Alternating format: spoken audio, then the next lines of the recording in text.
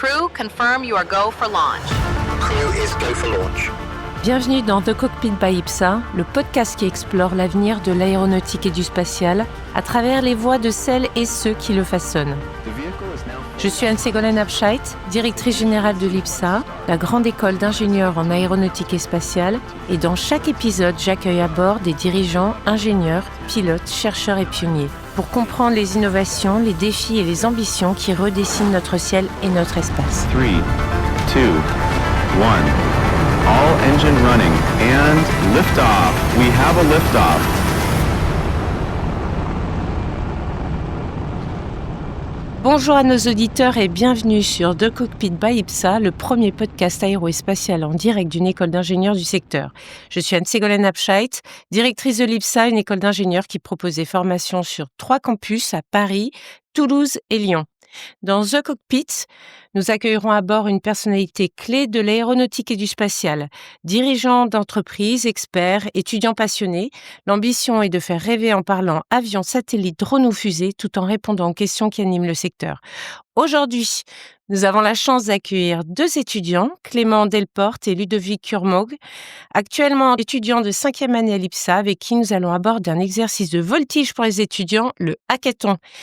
Clément, Ludovic, bonjour, bienvenue à bord. Bonjour, merci pour l'accueil. Merci. Alors, en introduction de ce podcast, nous avons une petite checklist à balayer pour pouvoir décoller vers notre thématique. Alors, quelques petites questions. Vous êtes 2 étudiants de 5e année à l'IPSA pour devenir ingénieur. Alors, comment vous est venue votre passion pour l'aéro ? Bonjour, alors je suis Ludovic, je suis en 5e année à l'école IPSA, école d'ingénieur aéronautique et spatiale, et je me suis spécialisé en système et puis en système aéronautique autonome. Ouais. Moi, personnellement, j'habite dans le 91 et à côté de chez moi, j'ai un aéroclub, enfin un aéroport qui s'appelle la Ferté-Alais. Et en fait, La Ferté-Alais. du coup, tous les ans, je peux voir le meeting aérien. Depuis chez vous ? Du temps des hélices, exactement. Et du coup, j'étais plongé dedans très vite et j'ai découvert la passion en fait au fur et à mesure du temps parce que j'y allais tous les ans finalement avec mes parents. Et je m'y suis énormément intéressé. À partir de là, tout s'est construit en fait. Très bien. Et vous ? Bonjour, moi c'est Clément. Pas la chance d'habiter à côté d'un aéroport, le premier à 200 km, mais j'ai toujours aimé l'aéronautique et le spatial, et je me suis dit pourquoi pas faire une école dans ce domaine, et c'est en faisant un salon d'étudiants que j'ai découvert l'IPSA, un D'accord. salon d'étudiants à Lille, donc ne pas négliger ces salons, et je me suis dit c'est là, faut que j'aille là-bas parce que je pourrais travailler sur tout ce que j'aime. Donc, c'est vrai, on pourra parler d'orientation Ouais. plus tard. C'est vrai que bien se renseigner en amont de ses études, c'est quand même se donner les chances de savoir pourquoi on les a choisis et de réussir. Voilà. Alors, vous êtes tous les 2 en majeur système aéronautique autonome, tout un programme. Alors, pourquoi vous avez choisi cette majeure ?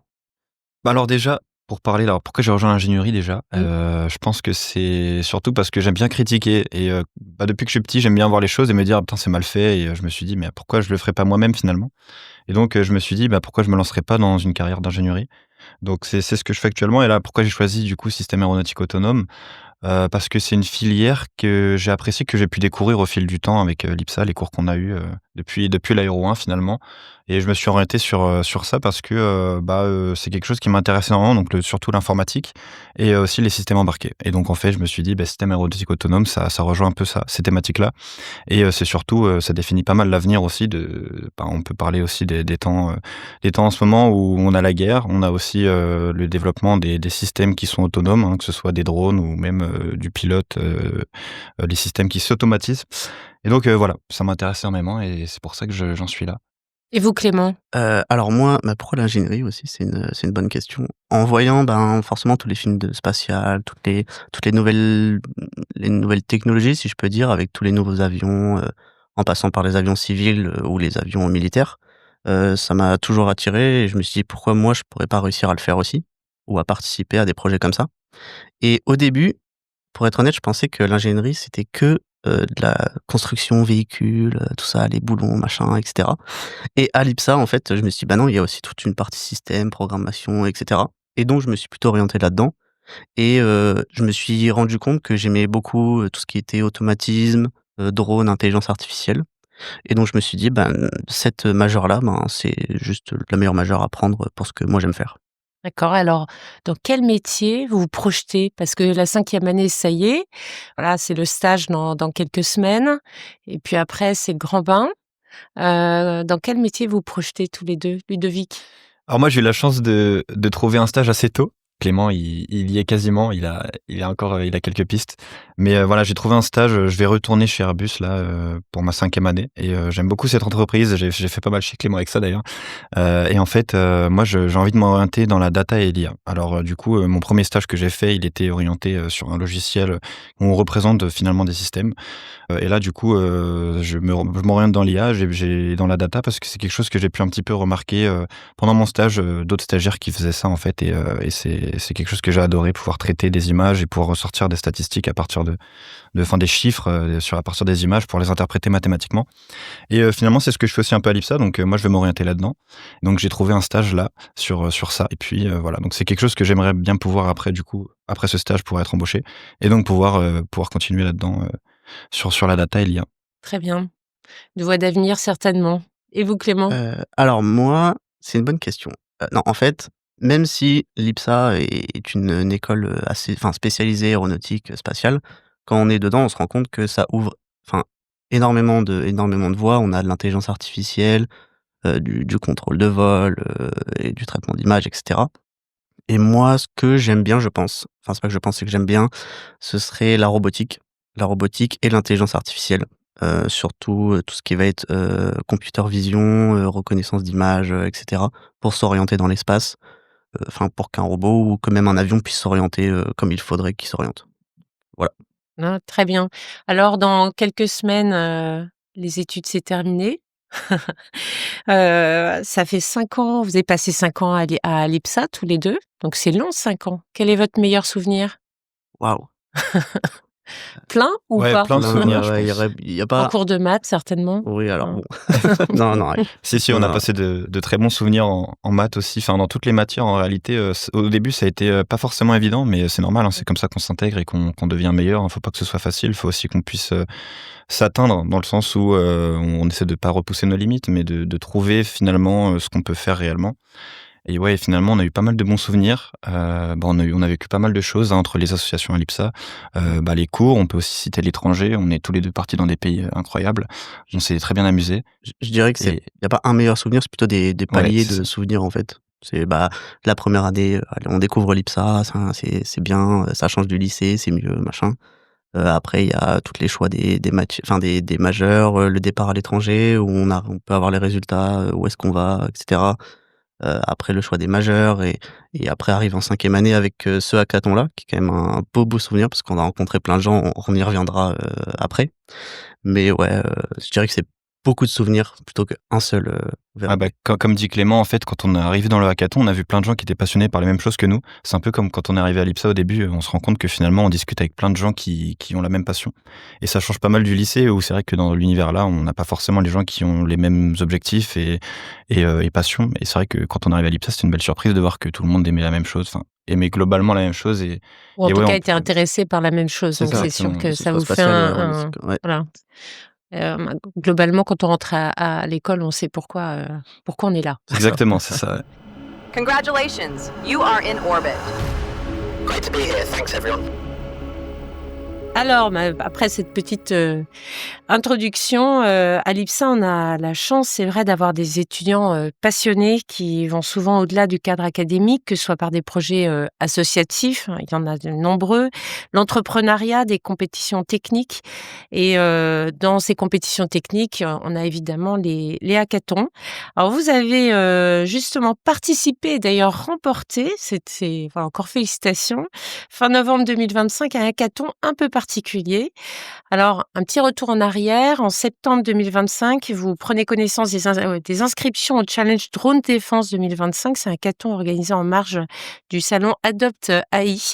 Et le 26 novembre, avec l'équipe Dioscure, vous êtes vainqueur du challenge Livrant en situation de crise.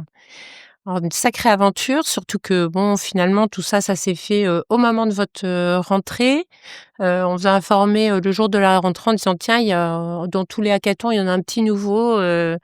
Voilà, et vous êtes dit, tiens, On va s'inscrire. Ce qui est bien pour nos auditeurs, c'est que vous nous expliquez un petit peu finalement quelles ont été les étapes du hackathon Drone Défense et comment vous êtes arrivés finalement jusqu'à la finale et à gagner. Bah, déjà pour parler de la découverte, du hackathon, en fait, avec Clément, on a toujours voulu faire un petit défi comme ça externe à l'IPSA. C'est vrai qu'on n'en avait jamais fait et en fait, on était assez occupés avec les assos. On s'est dit: «Mais c'est dommage, on développe des solutions concrètes avec les assos à côté des cours, mais pourquoi on le ferait pas aussi sur des défis?» Et donc en fait, on a reçu donc un mail à l'IPSA, de la responsable qui s'occupe de tout ça et en fait, elle nous a fait découvrir finalement, qu'on pouvait faire un hackathon qui était situé au Grand Palais. On s'est dit: «Mais attends, mais c'est le bon moment en fait, on va se lancer». Et on s'est lancé. Donc moi, je sais que je connais quelqu'un à l'EPITA qui aurait pu pas mal nous aider, à construire, toute une équipe. Donc en fait, j'ai contacté un ami à moi qui est à l'EPITA et en fait, Donc il s'avère l'EPITA, qui est une école, une dans grande le école ouais. d'informatique, d'ingénieurs en informatique, qui est aussi dans le groupe Ionis. Donc c'est vrai que ça facilite les échanges aussi entre les étudiants. Exactement et en Mmh. fait, du coup, il y a une association, chez du groupe Ionis qui s'appelle Evolutech, qui nous a permis donc de pouvoir, mettre en contact tout le monde parce que finalement mon ami faisait partie de cette association et en fait, du coup, il a appelé tous ses potes de l'asso et en fait, on a fait une équipe, entre les 2 écoles et on s'est tous réunis et en fait, bon après on va en rediscuter mais ça matchait super bien et voilà donc on est arrivé assez loin. Même, on est arrivé au bout finalement. On pouvait pas faire mieux et ouais, super expérience. Alors, Dioscure, c'est pas si évident comme nom. Pourquoi vous avez choisi ce nom-là? Comment Heu, ça s'est fait? alors pourquoi Dioscure? Bah, en fait, on a, un peu fait comme, dans n'importe quelle équipe, on a un peu dit: «Ouais, qui propose quoi comme nom?»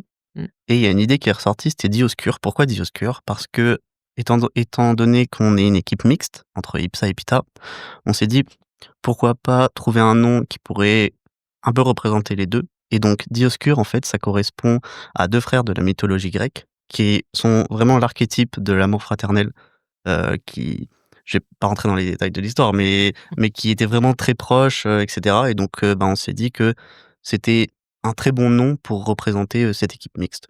Ouais, Castor et Pollux pour le petit Ouais, détail. voilà. Voilà, c'est, on voit bien l'intérêt quand même de mixer les compétences, hein, entre une école, spécialisée en informatique et vous qui voilà, évidemment, comme dans toutes les écoles d'ingénieurs, vous avez, des solides connaissances en informatique, mais vous êtes surtout, spécifiquement tournés vers, les systèmes aéronautiques. Alors quel était le principe même, de ce hackathon?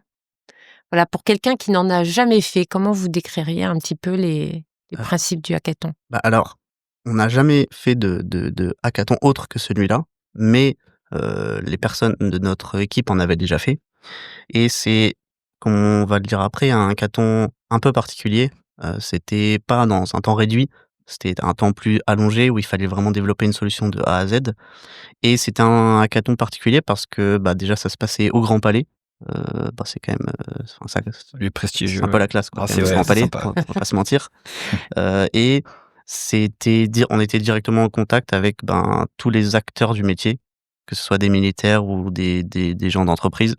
Donc on s'était vraiment dit que la solution qu'on allait développer allait réellement, peut-être réellement servir à quelque chose quoi. Oui, par rapport à d'autres C'est ça, hackathons, celui-ci, il y avait aucun doute c'est ça, que des entreprises étaient très intéressées et le ministère des Armées évidemment par, les résultats que c'est vous ça, alliez pouvoir trouver en peu de temps quand même. Parce c'est ça, qu'effectivement, vous aviez eu un temps de réflexion en amont du hackathon qui après duré, 48 heures, au Grand Palais, par équipe et il y a eu une présélection. Mais ce qui intéressait, notamment le ministère des Armées, c'est de voir de quoi vous étiez capable, qu'est-ce que vous pouviez inventer c'est ça, en 48 heures et surtout finaliser. c'est ça. Mmh. Et donc il y avait un choix parmi 4 sujets, autonomie pour agir, coopérer pour réussir, détecter pour comprendre et livrer en situation de crise. Pourquoi avez-vous choisi livrant en situation de crise? Alors, Par hasard? non pas du tout. En fait, les 4 sujets nous intéressaient beaucoup. On a tout Mmh. étudié, On a tout étudié, on a regardé, bien théorique. vraiment ce qui nous intéressait le plus. Donc en fait, on a procédé par vote. On a fait quelque chose d'assez démocratique, avec l'équipe. Donc en fait, on a choisi, finalement tous un sujet ensemble, un truc qui nous intéressait et en fait, le dernier sujet, c'est un sujet qui est très orienté, logiciel. dans le sens où fallait qu'on fasse quelque chose qui soit une solution qu'on puisse montrer, mais qui soit une application, quoi, quelque chose qui soit développé. Et en fait, nous, on s'est dit, mais en fait, ce qu'on pourrait faire, c'est on fait cette solution-là avec l'EPITA, et en plus, nous, on a pas mal de connaissances quand même sur les systèmes embarqués et sur le développement. Donc, on a participé ensemble. Mais en plus, ce qu'on pouvait apporter, c'est en petit bonus pouvoir faire voler un drone qui était lié à ce logiciel. Et nous, avec Clément, on fait partie d'une association donc à l'école qui s'appelle Script. Et en fait, on traite de pas mal de projets, notamment sur un drone. Et donc, en fait, on avait pas mal de connaissances sur tout ça. Donc, en fait, on s'est proposé donc de faire ça. Et donc, plus en bonus, pouvoir faire voler le drone qui permettait de faire bouger notre solution, hein, au-delà de simplement un logiciel. Et donc, on a pu apporter une grosse plus-value là-dessus. C'est pour ça qu'on s'est dit qu'on peut s'orienter là-dessus. On avait pas mal d'idées. C'est un peu comme quand on visite finalement un appartement, on se dit, en fait, on se voit bien faire ça, on se voit qu'est-ce qu'on peut intégrer. Et en fait, on s'est tous tournés sur ce sujet-là. On a tous été très inspirés. C'est l'avantage comparé aux autres défis, aux autres challenges qui comportaient des sous-défis. Donc les gens étaient quand même assez dirigés sur ce qu'ils devaient faire. Et le fait de prendre ce challenge 4, on avait vraiment une très grande liberté de faire tout ce qu'on voulait, en restant dans les critères de notation évidemment, mais on pouvait vraiment créer une solution de A à Z, et vraiment imaginer tout ce qu'on voulait. Et on se voyait moins devoir suivre une directive d'un challenge. Et alors, la difficulté, c'est vous c'est votre dernière rentrée. On est fin septembre, on vous envoie un mail pour dire tiens, il y a cette opportunité, mais vite, il faut s'inscrire, parce que je me souviens, c'était avant le 15 octobre. Donc il fallait vite réagir. Il y a eu le mois de sélection, et après, il y avait un mois entre le 15 novembre et il y a eu en gros un mois de travail C'est ça. en équipe sur le sujet. Comment est-ce que vous êtes organisés alors qu'en plus, vous n'étiez pas dans la même école? Alors pour les inscriptions, on va aller dans l'ordre pour expliquer. Pour les inscriptions, quand on s'est dit: «Allez, on s'inscrit», on s'est dit et qu'on a vu que c'était pour le 15 octobre, on s'est dit: «Bon allez, là, c'est maintenant que ça commence, faut se dépêcher», parce que c'était pas juste: «Bonjour, je veux participer, merci». Fallait créer chacun un compte, créer une équipe, parce qu'il y avait, ce qu'on n'a pas dit, c'est qu'il y avait énormément de participants, énormément d'inscriptions. 700, je crois, il me 700 semble. inscriptions, quelque chose comme ça. Et en fait, pour trier toutes les équipes, il fallait que chaque équipe donne, Un brief. un brief, Mmh. un dossier explicatif de la solution, pour ensuite potentiellement être retenu pour participer au hackathon. Ouais. Donc il fallait écrire tout ça. C'était tout ça, c'était pas non plus 50 pages, mais c'était une petite moins de 10 pages, histoire d'expliquer tout ce qu'on voulait faire. Donc c'était déjà la course, parce que on connaissait pas les personnes avec qui on était, on connaissait qu'une personne, et lui connaissait les autres. Donc il fallait qu'on se retrouve sur Discord, etc., que tout le monde y mette du sien, machin. Donc ce qu'on a réussi à faire. On s'est rassemblés aussi. Ouais. Et on s'est rassemblés après l'inscription, par contre. Ah ok, ouais, c'était possible après. Ouais. Ouais. Pour travailler sur la solution. Et donc après avoir découvert qu'on était retenu pour participer, là on a eu un mois pour faire toute la solution, un petit mois pour faire tout Oui, ça. parce que, pardon, je vous coupe, mais sur les plus de 700 équipes, il y a 24 équipes qui ont été présélectionnées. C'est ça. 28, je crois. 27, une vingtaine. Il y avait entre 20 et 30 équipes, et il y en avait, je crois, 8 qui étaient des équipes composées d'étudiants du groupe Ouais, Ionis. c'est ça. Oui. Donc Donc c'était pas mal quand même. On était dont bien une équipe de représentés. l'IPSA d'ailleurs. Oui. Ouais, qui est nos amis en fait, qui sont dans notre Ouais. classe aussi la plupart. Ouais. Qu'on parle pas beaucoup, mais franchement ils ont fait une ils très ont bonne fait solution. Oui. c'est un super projet. Ouais. Aira, si jamais. Donc c'est bien, il y avait il y avait de quoi faire. C'est Alors ça. pardon, je vous ai coupé. Comment est-ce que donc là vous êtes sur la deuxième partie, vous savez que vous êtes retenu parmi les équipes qui allaient partir sur le hackathon final au Grand Palais.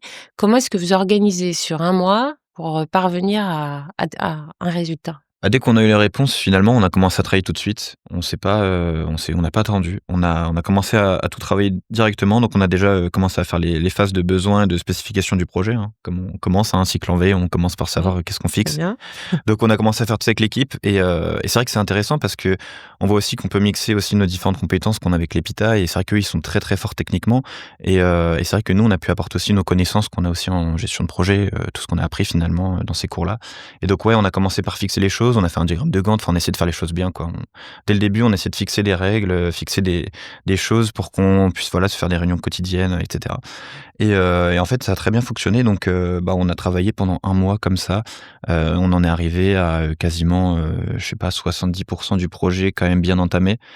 Même ouais, si quelque chose comme ça, ouais, on a quand même énormément travaillé et on était surtout suivis par un mentor parce que du coup, Artefact nous proposait d'avoir des mentors et on avait un mentor, c'est un capitaine de l'armée et il nous a énormément aidé parce que du coup, lui nous fait ce retour sur l'expérience utilisateur en fait de ce qu'il pourrait avoir de la solution. Vu que nous, c'était 2 applications, on en parlera peut-être après de comment à quoi elle sert, mais en gros voilà, donc il nous a dit un petit peu, ses besoins à lui et donc nous, on a pu les intégrer dans les besoins que l'application devait avoir et finalement, c'est ce qu'on a développé. C'est surtout ça qui nous a pris le plus de temps parce qu'au final, quand on pense avoir quelque chose de bien, il y a toujours quelque chose qu'il faut modifier parce que, voilà, il y a toujours des modifications à faire et du coup, on les a faites et c'est ça qui nous a permis de perfectionner et même de gagner.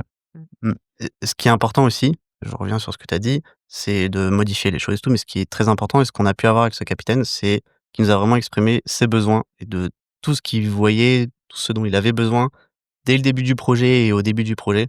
Et comme ça, on a dû modifier des choses forcément, parce que dans un projet, on modifie forcément des choses, mais moins que s'il nous avait mal ou pas du tout exprimé ses besoins. D'où l'importance de bien comprendre le besoin du client avant C'est de ça. commencer son. C'est exactement ça, Là, ouais. sinon, Ouais. les itérations, elles partent dans tous les C'est ça. sens. Voilà, mais je crois que ça, c'est vrai pour tout type de projet, que ce soit artistique ou Oui, clairement. d'ingénierie. Ouais, c'est Il faut sûr. bien En comprendre l'occurrence, pour nous, la ingénierie, demande quoi. C'est ça. du On l'a client. bien vu Voilà. concrètement en tout cas, ça Mm. c'est sûr. Station crew, mission control, we're ready for your midday systems update when you are. Copy mission control. Go ahead. Peut-être quelques mots justement sur votre solution. Ça, c'est livré en temps de crise, d'accord, mais ça servait à quoi? Voilà, si vous deviez me pitcher votre solution, c'est quoi? Si on devait le pitcher, d'ailleurs on l'a pitché, donc c'est un bon récap. Non, si on devait le pitcher, en fait, aujourd'hui pour ravitailler les unités sur le front, c'est un défi technique et surtout c'est surtout à haut risque pour les unités qui ravitaillent et donc développer cette solution, par drone justement parce que, bah, voilà, c'est l'air du temps les drones, c'est, comme on voit dans l'actualité, c'est partout, tout le temps et c'est pas qu'aujourd'hui, c'est aussi le futur des combats.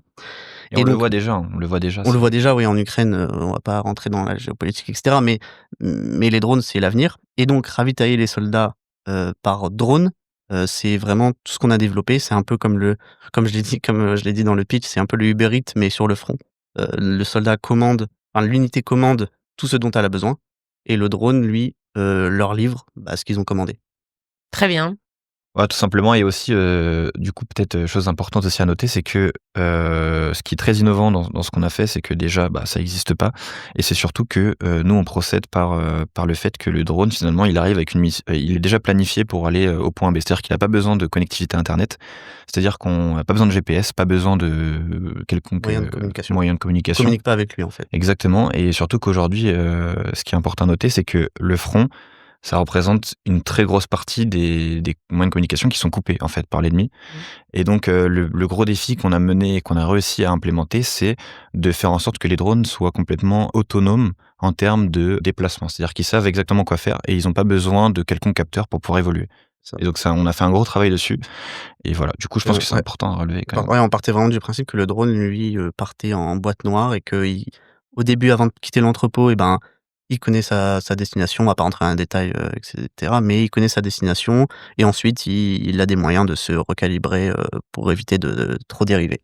D'accord. Voilà. Mais alors, par exemple, si vous décidez de changer de destination, c'est plus possible de Non. communiquer avec lui. Une fois que le drone est parti, il est parti et il fait sa Quelle que vie, soit il sa revient. charge, finalement. Quelle que soit sa charge. Bah ça, ouais, il y a des gros avantages, mais il y a aussi des inconvénients. Bon, après, c'est pas des inconvénients qui sont majeurs, hein, parce que si on perd un drone, en soi, c'est pas quelque chose qui est super important. Pas des Mais drones dans- à des milliers d'euros. Voilà, dans tous les cas, il revient de là où il est parti. Donc, il revient à l'entrepôt. Donc, au pire des cas, le soldat repasse une commande avec un nouveau lieu de livraison. Puis voilà. C'est un peu un des points faibles, si je pourrais dire. C'est pas vraiment un point faible parce que c'est quelque chose qui est corrigeable étant donné que la solution est très modulable. Donc le jour où il y a des moyens qui existent pour communiquer avec le drone en outrepassant les brouillages, et ben on le fera parce qu'on peut la changer comme on veut et donc on pourra communiquer avec lui et optimiser les trajets. Là, l'avantage, c'est qu'il ne peut pas être brouillé. C'est ça. Il a une destination, son laps de temps de livraison, et voilà. Voilà, rien peut l'arrêter, mis à part Ça part un mur. un mur.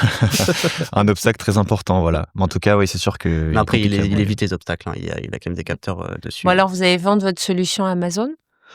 Non, on reste patriote ici. C'est bien. C'est une école patriote, faut pas l'oublier. Alors, en un mois, vous avez donc vécu un cycle en ingénierie par itération successive en accéléré. Donc, à la fois avec le projet logiciel et le projet en dur. Comment est-ce que vous êtes passé du concept finalement? Racontez-nous un petit peu vos étapes de création du logiciel. Comme Ludo l'a dit, au début, c'était planification des tâches, Mmh. ordre de tout ce qu'on devait faire, quand est-ce qu'on devait finir la tâche, et chacun avait, toutes ses tâches réparties. Je dis beaucoup le mot tâche, mais parce que forcément c'est le sujet Ouais. principal, mais chacun avait ce qu'il devait faire. Et on a procédé surtout par version. C'est intéressant parce que Ouais. dès le début, on s'est dit, pour avoir quelque chose qui est fonctionnel le jour J, c'est qu'on va procéder par version. C'est-à-dire qu'on va commencer avec quelque chose, un logiciel qui fonctionne mais qui comporte pas toutes les fonctionnalités, et on va les rajouter au fur et à mesure. Déjà, ça nous a permis de faire quelque chose qui est modulable, et en plus de ça, c'est quelque chose qui nous a permis donc d'être sûr qu'on ait un truc fonctionnel à la fin. Et je sais que souvent dans les projets, les choses qui sont importantes à gérer, c'est surtout le fait que quand on crée des choses, on a des problèmes, et ces problèmes prennent du temps. Et en fait, pour essayer de pallier ça un petit peu, on a essayé d'y aller par version, de pouvoir développer finalement en modules et de les implémenter.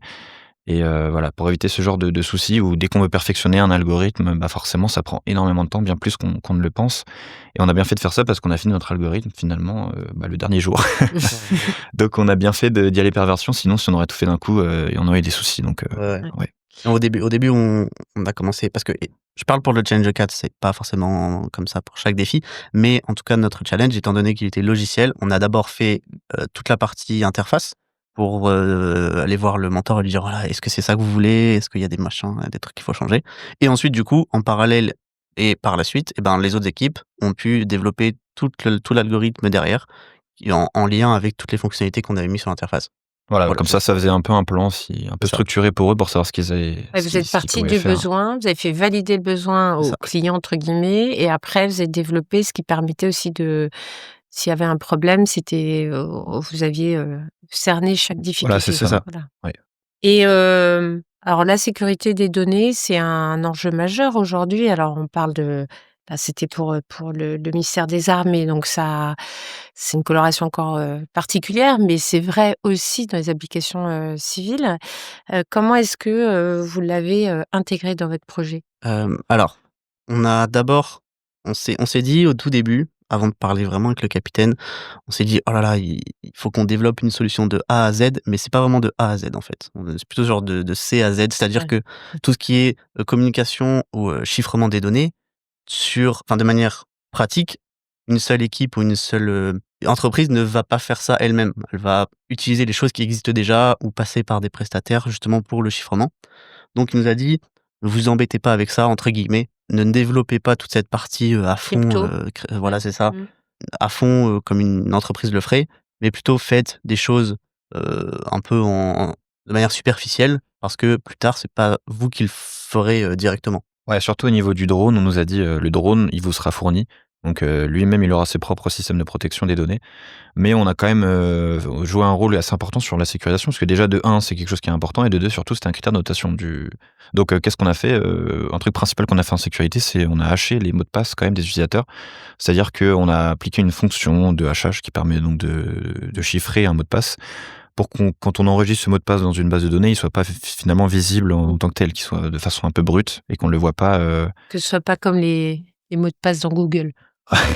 Un peu, ouais. Voilà, on essaie de faire un truc un minimum sécurisé. Donc ça, on l'a fait. Puis on a fait pas mal d'autres choses comme ça. Mais c'est vrai que, comme dit Clément, les drones en tant que tels, c'est pas nous qui les faisons. C'est plutôt, ils nous seront fournis. Si jamais on arrive à développer, ce qu'on espère, développer cette solution plus tard, on en discutera. Mais du coup, ils nous seront fournis. Et donc, en fait, tous ces systèmes par exemple, si quelqu'un arrive à récupérer le drone en vol, si un ennemi récupère un drone en vol, est-ce qu'il va réussir à récupérer l'information? Donc, d'où est l'entrepôt? Tout ça, c'est un travail qui sera fait par aussi l'entreprise qui nous fournira les drones.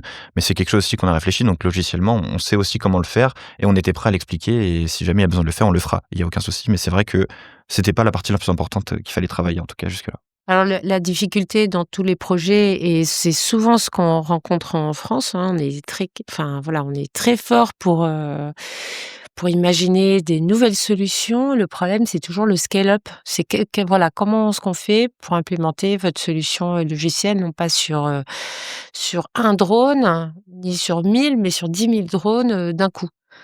Est-ce que Heu, vous y avez pensé? Est-ce que ça faisait partie du challenge? pour le challenge ou pour la Ouais. suite? Bah, Pour le challenge pour le d'abord. challenge, oui. Alors, ben, ce qu'attendaient les militaires, c'est que la solution soit ce qu'ils appelaient, scalable, c'est-à-dire que ça puisse fonctionner avec un drone, 10, 20, 30, 1000, 10 000 drones Mmh. et qu'il y ait pas de surcharge logicielle.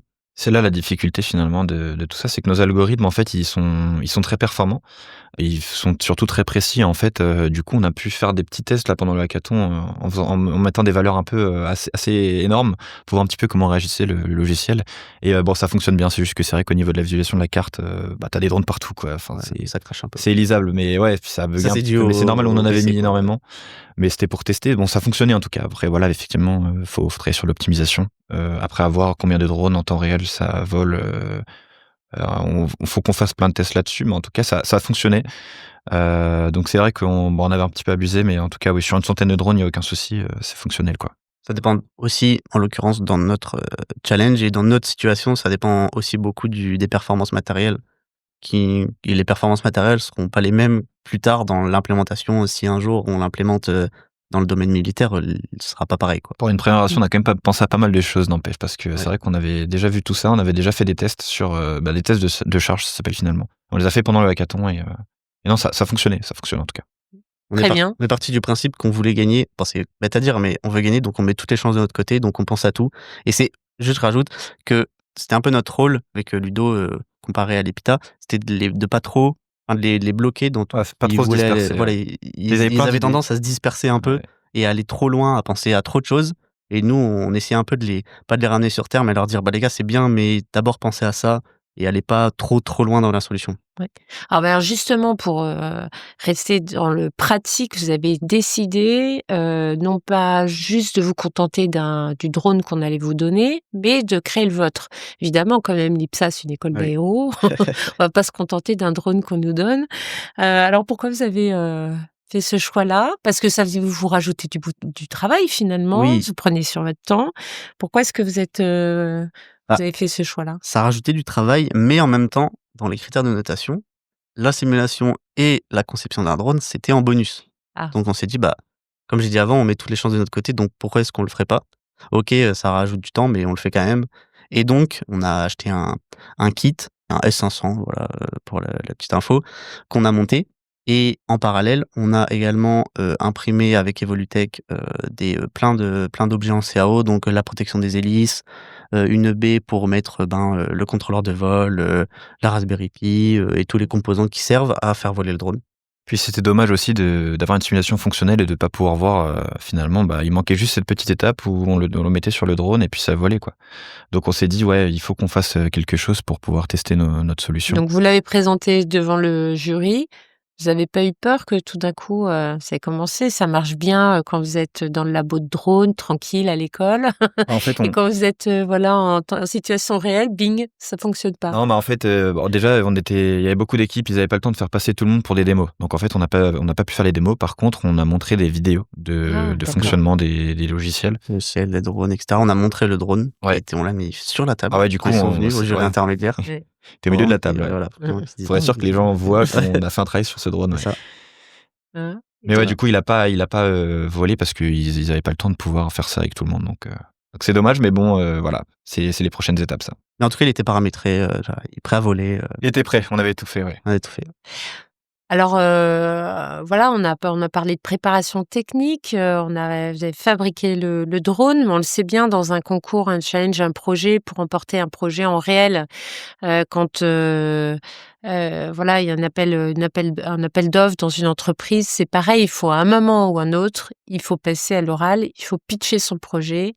Comment est-ce que vous êtes préparés et qu'est-ce qui a fait la différence? Alors, On a pas mal de choses à dire parce que c'est vrai que c'était une étape assez Importante, stressante, ouais. stressante. C'était assez stressant. Laborieuse même. Bon alors comment ça s'est passé? Du coup le premier jour on a tous travaillé sur le technique. Le jour du hackathon c'était sur 3 jours, hein. Donc, 1er jour on a full travaillé sur le technique et le deuxième jour, à la moitié de la journée, vers 14h-15h, on est parti commencer à s'occuper de l'oral. Faut savoir que pendant le premier jour, on a eu ce qu'on appelle une masterclass, donc c'est en gros un intervenant qui vient nous expliquer comment on fait un oral, comment on pitch un oral D'accord. pour finalement vendre un produit. Donc c'est quelque chose qu'on a un peu fait à l'IPSA, mais c'est vrai que le fait de revoir avec un mec qui était En quand même condition. ouais, il était très En très condition, fort. et le mec, bon, on va pas se mentir, il était très, très chaud. Ouais, Ça a duré 45 minutes pile. Il avait dit au début: «Ça va durer 45 minutes pile». Voilà, c'est un petit détail, mais je veux dire, le mec était très, très, très fort. Il nous a appris énormément de choses, plein de choses qu'on savait pas. ouais, je crois que j'ai jamais autant suivi un oral, enfin quelqu'un qui discute pendant autant de temps, quoi. Ouais. Mais ouais, non, du coup, on s'est un peu inspiré de ce qu'il nous a dit et puis, c'est ce qu'on a essayé de travailler avec, Clément. Donc on a travaillé pendant peut-être 6 heures, le 2e jour et puis ensuite, vu que la nuit, on pouvait rester au Grand Palais, nous, ce qu'on a fait, c'est qu'on a décidé d'aller dormir 5 heures. On s'est offert ce plaisir. Donc on a pu avoir ce Partir vers confort-là, 3-4 ouais. heures, On est parti vers 3-4 heures, on a dormi, on est revenu le lendemain à 8 heures, enfin du coup le même jour à 8 heures. Et en fait on était reposés, puis on avait à peu près nos textes étaient bien travaillés, on avait travaillé les présentations et tout. Et donc le jour J, donc on est passé devant combien 200-300 personnes peut-être avec des Bah, généraux de l'armée, il y a d'abord eu le colonels. jury intermédiaire qui était quand même Ouais, il y avait aussi le jury stressant un peu, intermédiaire, ouais. parce qu'on Il y n'était avait pas un sûr de jury. faire le jury final. Le jury intermédiaire, en fait, sélectionnait. Il y avait 7 équipes par challenge et on avait un jury intermédiaire par, challenge qui, devait déterminer les 2 finalistes qui allaient présenter le sujet sur scène après, devant le reste. Et donc c'était déjà une partie assez stressante parce que, mais moins parce qu'ils venaient un peu dans notre zone de confort, quoi. Et c'est eux qui se déplaçaient à notre table, là où on a travaillé pendant 3 jours. On pouvait un peu les mettre un peu comme on voulait, si orientés de manière à ce qu'on soit le plus, mis en avant. Puis il y avait tout le monde surtout, ouais. On était Et tous ouais. là, on pouvait tout répondre à toutes les questions. Donc ça s'est très bien passé, hein, finalement, puis même, ouais, non, il y en a eu aucun souci sur ce point de vue-là. On a Ça mis s'est très bien des passé, puis, on a mis des Donc démos du truc. les 2 équipes qui ont été choisies, il y avait vous et en face, c'était quelle école? C'était Centrale. Centrale, ouais, qui a été choisie en Centrale Lyon, je crois. Centrale Lyon, ouais, je crois Enfin, aussi. une centrale, Ouais. qui était en finale avec nous. Et d'ailleurs, petite anecdote qu'on peut raconter, c'est que, on se dirigeait vers la salle de cérémonie finale et en fait, on a croisé un gars, je crois, de Artefact qui est passé et qui nous a dit, «C'est vous Dioscure?» Du coup, on a dit: «Oui, pourquoi? Qu'est-ce qui se passe?» Il a dit: «Ah non, non, c'est très bien». Et Très en fait, bien, c'était un mec du jury, enfin, il connaissait déjà les résultats. Et donc en fait, quand il nous a dit ça, on s'est dit: «Oh OK, il y a un truc là». Et là, on s'est préparé déjà pour le pitch final. On s'est dit: «C'est bon, il faut qu'on se prépare, ça c'est bon signe». Parce qu'on avait ce doute-là où au jury intermédiaire, en fait, il y avait des très bonnes équipes, hein, des très, très bons projets, faut pas se le cacher. Et on s'était mis en doute parce qu'on s'est dit: «Putain, ils sont quand même très forts». Donc finalement, c'est pas gagné si facilement que ça d'être Ouais. en finale, donc Pour contextualiser, on faisait tous le jury intermédiaire forcément à 14h et ensuite les résultats, c'était à, 17h quand tout le monde était dans la salle face à la scène. Pour que tout le monde prépare son pitch, qu'il y ait pas que les 2 finalistes. Pour que tout le monde se prépare à savoir vendre un projet, et cetera. Donc d'un côté, c'est bien pour, tout le monde, pour qu'on prépare tous nos pitchs, et cetera. Mais d'un autre côté, bah, le stress, c'est jusque 17h, quoi. Donc on est assis, devant la scène et ils font passer, en plus, ils disent pas tout d'un coup, ils disent: «Allez, challenge 1, j'appelle», il fait comme ça, Ah, roulement de tambour, puis tant qu'on n'a pas su si on était vraiment en finale, en fait, on n'a pas eu ce truc où on s'est dit, «On va passer». Donc en Ouais. fait, quand on nous a dit: «C'est bon», bah, déjà, on a sauté de joie avec toute l'équipe, hein. On a sauté de joie dans toute la salle et finalement, on s'est dit: «OK, bon, maintenant, il y a une étape très importante, ça va être le final». Et là, le final avec Clément, on s'y est préparé, mais c'est vrai que le stress, là, il remontait pas mal. Mais bon, on a l'habitude d'être confronté à ce genre pas les mêmes choses, c'est sûr, mais à ce genre de stress et d'oraux, on en a aussi à l'école. Donc c'est quelque chose qu'on a, on va dire, à peu près l'habitude de faire. C'est pour ça qu'on l'a fait nous et que c'est pas les membres de l'EPITA qui l'ont fait. Parce qu'on a discuté, entre nous. Ils font des oraux aussi, mais on va dire que c'est un peu aussi notre point fort parce qu'à l'IPSA, on fait énormément d'oraux, que pour n'importe quel projet, c'est un rapport, un oral, Ouais. et ça depuis la première année. Donc on était un peu plus préparés qu'eux. Et donc et puis même on a une certaine, enfin pas aisance, mais je veux dire, ça nous fait pas trop peur de parler en public, même si là, c'était complètement différent, on va pas se mentir. Je stressais, personnellement depuis le mardi midi. Quand je me suis dit: «OK, faut préparer le pitch». Vous êtes, d'abord au Grand Palais, effectivement devant un apanage, d'officiers Ouais, généraux, clairement. d'industriels. C'est sûr que Bon, pas devant n'importe qui, quoi, voilà. donc Ouais, c'est sûr, ouais, on a fait attention. Crew, prepare for deorbit burn sequence. Copy. Preparing deorbit procedures. Donc alors vous avez remporté, ce challenge et après alors, qu'est-ce qu'on fait de tout ça? Vous allez en faire une start-up? Ben, alors, on y pense peut-être. On va pas, trop dévoiler de choses parce que c'est jamais trop sûr. Mais le but aussi, c'est pas de travailler sur un projet pendant un mois, un peu plus d'un mois et ensuite tout balayer sous le tapis et dire: «Bon, bah, voilà, c'était cool, maintenant qu'est-ce qu'on fait?» On fait autre chose. Non, le but, c'est forcément de continuer un peu. On est resté en contact, bah, avec, notre mentor qui est très sympa. Vraiment une chance d'avoir eu ce mentor comme on l'a dit parce qu'il nous a aiguillés partout et il continue de nous aiguiller. Et on est resté en contact aussi avec d'autres entreprises qui étaient présentes, au hackathon, sans nous donner de nom, pour potentiellement après, bah, essayer de continuer la solution et de la développer. Ouais, et du coup, ouais, on essaye de voir ce qu'on peut faire par la suite. On aimerait bien ne pas laisser ce projet, de côté, quoi. On aimerait bien le développer et donc on va voir ce que ça donne, là. On est en conversation directe avec notre mentor, voir ce qui est possible de faire et voilà. Et ce qui est bien depuis le début avec cette équipe-là, l'équipe mixte, c'est qu'on aurait pu s'attendre à ce qu'il y ait des tensions ou des divergences ou vu qu'on se connaissait pas au début alors que ça a très bien matché et en fait, ce que dit même notre mentor, c'est que c'est fou, c'est qu'on arrive à tous être d'accord. On est 8 et on arrive à tous être d'accord, sur ce qu'on veut faire, du projet. On a réussi à être d'accord pendant le projet. Bah, tous étaient impliqués de la même Ouais. manière, même pourcentage d'efforts chacun, je sais pas comment c'est possible, mais chaque Alors fois qu'on c'est arrive quoi l'ingrédient magique? Parce que s'il y a des chefs d'entreprise ou des managers qui vous écoutent, je suis persuadée qu'ils se disent: «Mais comment je fais pour avoir ça dans mon équipe?» je pense que c'est de la volonté, hein. C'est de la volonté de chaque personne et c'est aussi le profil de chaque personne. C'est que, bah, il y a des profils qui vont s'entendre, il y a d'autres profils qui vont pas s'entendre et en l'occurrence, on a eu de la chance, tous les profils se sont entendus, on avait tous le même humour, on avait tous les mêmes sujets, on s'intéressait tous à D'intérêt? la même chose Mmh. d'intérêt, Mmh. merci. Donc je dirais pas qu'on a eu de la chance, mais que ouais, on s'est tous tout le monde avait un très bon profil. Moi, ce que je note, c'est qu'à l'origine, ce sont des associations. Vous faites Mmh. partie de Scripts. Il y a Evolutech qui est une association entre l'IPSA, l'EPITA, Epitech et donc on a l'esprit un peu, identique. Je pense que l'association, la vie associative, le fait déjà d'être engagé, sans voilà, sur des projets Bah, ouais, sans y être obligé, sans y être contraint, C'est ça. on avait les mêmes centres d'intérêt, on faisait à peu près la même chose. Finalement, on s'est On juste savait tous regroupés, travailler sur un projet et surtout aussi, c'est que chacun avait sa tâche, chacun a choisi ce qu'il voulait faire et on a tous fait des compromis sur les décisions à prendre. Si on devait faire ça par exemple, quand ils voulaient pousser les choses trop loin, on leur disait pas non, non. Genre: «Non, c'est mort, fais pas ça». On leur disait: «Ouais, mais il faut d'abord faire ça et peut-être qu'après on pourrait, si on a le temps, développer cette partie-là» et donc en fait, c'est juste, on s'est tous mis d'accord, en fait. tous mis d'accord, quoi. Ouais, tout Bon, simplement. c'est sûr que sur un projet, il faut faire attention à pas se faire plaisir, à C'est toujours ça. bien revenir aux besoins du client. Ça, je pense que c'est Personne n'avait d'ego, en fait, oui. Mmh. l'ego mal placé, Ouais, non, franchement, ça s'est exceptionnellement bien passé ouais. mais moi, j'aimerais bien trouver la recette pour pouvoir faire ça sur chacun de mes projets que j'aurai dans le futur.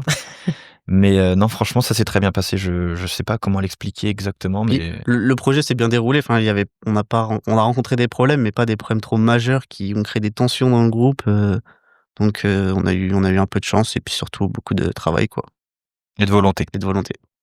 Donc finalement, vous diriez que sortir des amphis, des cours académiques, voilà, c'est important, on le sait, mais finalement passer à la pratique avec des enjeux, avec un timing serré, parfois avec des équipes, mixtes, voilà, avec d'autres écoles, des gens que vous connaissez pas forcément, pas des gens imposés, mais quand même des gens que vous connaissez pas. Finalement, c'est plutôt bénéfique. Alors, est-ce qu'on va mettre les hackathons obligatoires, à la rentrée prochaine pour Non, non, toutes les non. promos? Non, faut pas les Ah, mettre ça perdrait obligatoires, ouais, ouais, ça perdrait de sa saveur et aussi, comme on a dit juste avant, ben, c'est de la volonté et donc si les gens sont obligés de faire un hackathon, ben, ils vont pas être autant impliqués que ce qu'on a pu l'être. bah, nous, on le voyait comme une sorte un peu de défi, Ouais. et puis on s'est dit, finalement, dans la Rien à vie, faut perdre. oser, Rien à faut perdre. le faire et même si avec Clément, on pensait pas avoir forcément, toutes les compétences et d'ailleurs, on n'a pas plus de compétences qu'une autre personne, hein. Franchement, c'est juste on a voulu réussir et bah, on a réussi. C'est ça. Faut partir du principe que quand on veut quelque chose, eh ben, on peut l'avoir. Et donc, on s'est mis tous les moyens de notre côté dès le début. Et en fait, tout s'est passé comme on le voulait finalement. Quand on le veut, on peut le faire. Quand on veut, on peut. Bah oui, mais je pense que c'est le marque de fabrique d'un ingénieur, qui plus est d'un ingénieur en aéronautique et spatiale, parce que depuis le départ, dans l'aéro, les gens commencent toujours par dire mais c'est pas possible. Ce sont les ingénieurs qui le rendent possible. C'est Clairement. pas possible de voler, c'est pas possible de voler en sécurité, c'est pas possible d'aller plus vite, c'est pas possible de consommer moins. À chaque fois, les ingénieurs trouvent des solutions. Donc c'est le bon mindset. Clairement. Donc on voit les compétences que vous allez embarquer avec vous en entreprise, hein, dans vos projets. Est-ce que vous voudriez retrouver justement cette ambiance un peu particulière du hackathon au sein de vos entreprises? Est-ce que vous n'avez pas peur, par exemple, en intégrant des grosses entreprises comme Airbus, qui sont très structurées de facto, voilà, de perdre un peu dans cette agilité? Alors, du coup, par expérience, moi, ce que j'ai vécu déjà là-bas, c'est qu'on était une équipe qui était quand même très soudée et pareil, comme le disait Clément, on avait cette complémentarité et cet humour, en fait. Finalement, on discutait ensemble. C'était pas vraiment des collègues, c'était plutôt des amis, tous autant qu'on soit. Et puis, on savait faire la part entre le professionnel, évidemment, et le personnel. Mais en tout cas, moi, ça s'est toujours très bien passé. Et c'est pour ça, d'ailleurs, que j'aimerais bien y retourner. C'est que j'étais dans une super équipe. Et je me dis que finalement, bah, ça me donne espoir. C'est que dans les grandes entreprises, à mon avis, il y a aussi des très bonnes choses, que c'est pas forcément quelque chose où ça se passe pas forcément bien. Moi, ça s'était très bien passé et donc je vois pas pourquoi il y aurait de soucis. Après, c'est sûr que ça peut être différent, hein, mais après, c'est aussi à toi de pouvoir changer peut-être ce rythme-là, hein. Tu es toi-même acteur de ta vie professionnelle, donc si tu peux essayer de la changer en étant plus ouvert, ou je pense que c'est aussi à toi de mettre ce rythme, cette ambiance dans ton groupe de travail, et puis voilà. Ne pas subir. Eh ben, c'est très bien. Bah, la participation, en tout cas, à un hackathon, on l'a vu, hein, couronné ou non de victoire, hein. Alors c'est toujours bien de gagner quand même. C'est un élément qui peut être déterminant pour une recherche de stage, hein, ou d'un premier emploi. C'est vrai qu'on accompagne, nous les étudiants, propose des projets académiques, un diplôme, mais ce qui va faire la différence entre deux candidats, souvent sont des projets qui sont montés en plus du cadre académique, notamment dans les associations, mais aussi dans des challenges et hackathons. En tout cas, on incite maximum d'étudiants à suivre votre voie. Et il y en a beaucoup à l'école, hein, qui font des challenges proposés par des entreprises, des associations, des clusters. Parfois, même sans nous prévenir, on découvre ça sur les réseaux sociaux. C'est toujours des bonnes nouvelles, hein, à découvrir. Voilà, est-ce que vous auriez un conseil pour terminer, un conseil à un jeune étudiant, par exemple vous, si vous étiez maintenant en aéro 1, on revient 5 ans en Ouh là. arrière, qu'est-ce que vous diriez pour oser justement, parce que finalement ce que vous avez fait, c'est que vous avez osé, vous avez gagné. Alors parfois on ose et puis on gagne pas toujours, mais on remporte pas toujours la victoire, mais on gagne toujours des compétences au passage. Qu'est-ce que vous diriez, vous, avec 5 ans de recul? Comme vous l'avez dit, ce qui fait la différence entre 2 candidats, c'est aussi les projets montés en plus, donc assos et cetera, et les hackathons, je trouve que c'est déjà les assos, ça permet de mettre en pratique tout ce qu'on a vu en théorie, en cours, et les hackathons, c'est exactement le même principe, mais juste beaucoup plus rapidement. Un projet d'asso, c'est souvent en 1 an, allez, peut-être en 2 ou 3. Là, c'est en 1 mois, et il faut pas se dire que, j'ai pas les compétences pour le faire, ou j'ai pas les connaissances pour le faire, je vais pas y arriver, ils vont pas me sélectionner ou autre. Dans tous les cas, vous avez rien à perdre. Nous, on s'est dit: «On n'a rien à perdre, on le fait. On est sélectionné, tant mieux, on l'est pas, tant pis, on gagne, tant mieux, on gagne pas, tant pis», et un hackathon comme ça, on va dire que gagner, c'est le plus, c'est le bonus dans le hackathon, mais déjà le fait De le vivre. de le vivre, Ouais. d'être sélectionné pour le hackathon, c'est déjà une victoire, et j'ai même envie de dire, faire l'effort, faire la démarche pour s'inscrire et essayer d'être sélectionné, c'est déjà une victoire, parce qu'on sort de sa zone de confort, on a un peu confiance en nous, on se dit: «Non, non, je vois pas pourquoi moi je pourrais pas réussir». Donc franchement, si vous hésitez à faire un hackathon, hésitez pas. Quand il y a un doute, il y a pas de doute. Exactement, ouais, Il faut y aller, et franchement, ayez confiance en vous, que vous gagnez ou que vous gagnez pas, on s'en fout. Avec Clément, on n'est pas des super-héros. On est vraiment on s'est juste dit, on essaye, on regarde ce que ça donne, et puis ça s'est très bien passé. On est finalement, je pense que toute personne qui avait une volonté aurait pu y arriver aussi. C'est qu'une question de travail et de vouloir faire quelque chose. Voilà, on n'a pas des compétences forcément qui sont très développées. Je vois pas pourquoi nous on aurait réussi et quelqu'un d'autre n'aurait pas pu réussir. Faut juste être là au bon moment et saisir les opportunités. Exactement. Et voilà, c'est les petites opportunités comme ça qui font la différence sur un CV ou même pour nous personnellement. Je veux dire, c'est quand même En gratifiant termes de confiance en de soi confiance en soi, aussi, de dire participer à qu'on y quelque est chose comme ça, arrivé. de développer quelque chose et de voir que des gens importants, des militaires, des gens qui sont déjà dans le monde qui sont dans le monde actif, sont intéressés par ce qu'on fait et nous écoutent avec attention et disent: «Ah ouais, les mecs ils font des trucs comme ça, c'est super sympa, donc n'hésitez pas, genre, allez-y». Petite question bonus. Aujourd'hui, quand même, à l'heure de l'IA, où on se demande même à quoi ça sert d'aller en cours, parce que ChatGPT peut vous expliquer une compétence bien mieux que tel ou tel enseignant. Est-ce que vous êtes appuyé sur, est-ce qu'il vous a manqué justement des compétences, et est-ce que vous êtes appuyé sur l'IA pour aller plus loin? Alors, comment ça s'est passé? On a utilisé l'IA, effectivement, c'est toujours intéressant de pouvoir s'aider techniquement de l'IA. Faut vivre avec son Il faut son l'utiliser comme un outil, je pense, aujourd'hui. Tu peux pas utiliser ça comme manière de tout faire. Si tu connais pas quelque chose, tu peux pas tout faire avec l'IA. Enfin, c'est quelque chose ça fait des erreurs. Il faut savoir ce qu'un ingénieur, quand il développe quelque chose, il faut savoir ce qu'il fait. faut savoir l'expliquer aussi Il après. faut savoir aussi l'expliquer, ouais. Et du coup, nous, avec l'équipe, qu'est-ce qu'on a fait? Bon, déjà, on avait quand même des compétences de base qui étaient quand même plutôt très, très correctes.